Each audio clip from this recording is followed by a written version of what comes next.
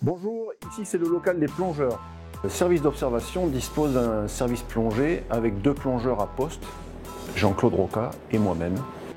L'activité du service plongée, c'est d'effectuer tous les travaux sous-marins nécessaires au bon déroulement du travail du laboratoire Arago. Que ce soit les équipes de recherche, les équipes d'enseignement, l'accueil des plongeurs étrangers, et la photo, la vidéo. Donc ça consiste à la mise en place des expériences scientifiques avec le suivi. Ça consiste aussi à la collecte de faune et de flore et l'accompagnement effectivement de chercheurs, que ce soit étrangers ou nationaux, qui viennent travailler dans le cadre du laboratoire.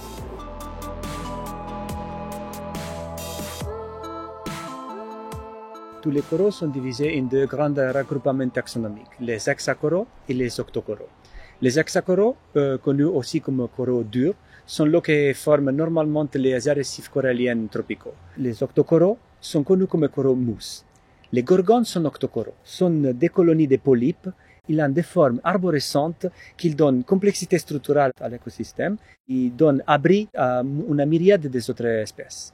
Quand la densité des gorgones est suffisamment haute, ils forment de véritables forêts qui sont similaires à les forêts terrestres des arbres, avec la différence que les forêts terrestres sont composées pour arbres, plantes, et les forêts sous-marines des gorgones sont composées pour animaux. Pour ces raisons, on a proposé l'utilisation du terme animal forest, forêt animaux, pour souligner les similarités entre forêts terrestres et forêts marines.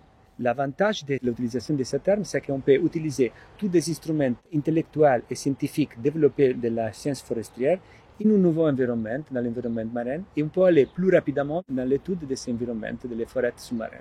Les récifs coralliens tropicaux sont associés à des services écosystémiques, des services que l'écosystème rend à les humains, comme par exemple la protection de la côte ou l'augmentation de la biodiversité.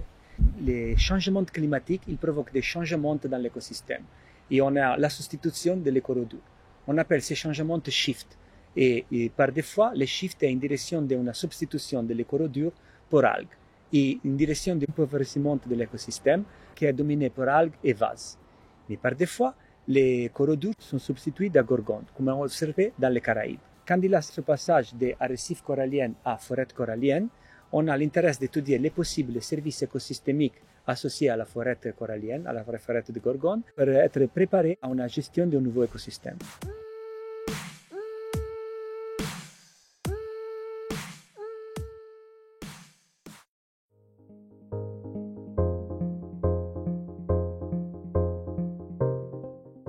Dans la Méditerranée, différemment que des récifs tropicaux, les forêts de gorgone sont les plus communes.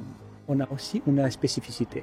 C'est un gorgone, que ce n'est pas un coraux dur, mais avec le squelette dur de carbonate de calcium. C'est le Corallium rubrum, le corail rouge. Ce squelette dur de carbonate de calcium et de couleur rouge intense, c'est la beauté et la malédiction de cette espèce. Parce que c'est beaucoup utilisé en bijouterie. Il a provoqué une pêche qui dure depuis milliards d'années.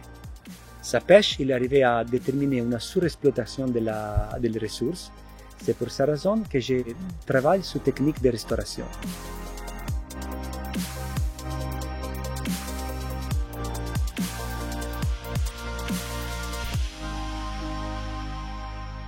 Dans les milieux naturels, le corail rouge, au moins dans la partie superficielle de sa distribution, il reste tête en bas dans des grottes naturelles.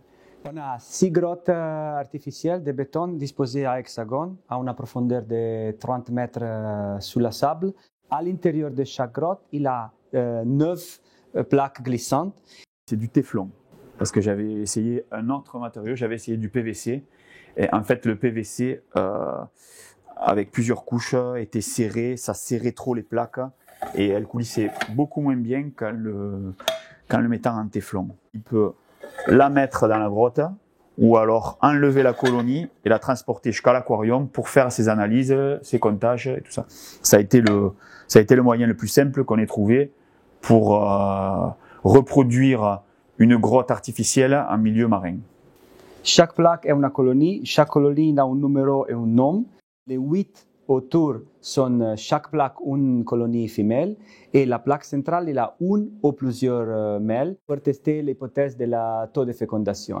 Avec le système de plaques glissantes de Arnaud, on peut réarranger les colonies pour changer la sex ratio ou changer la distribution de les colonies pour tester de différentes hypothèses.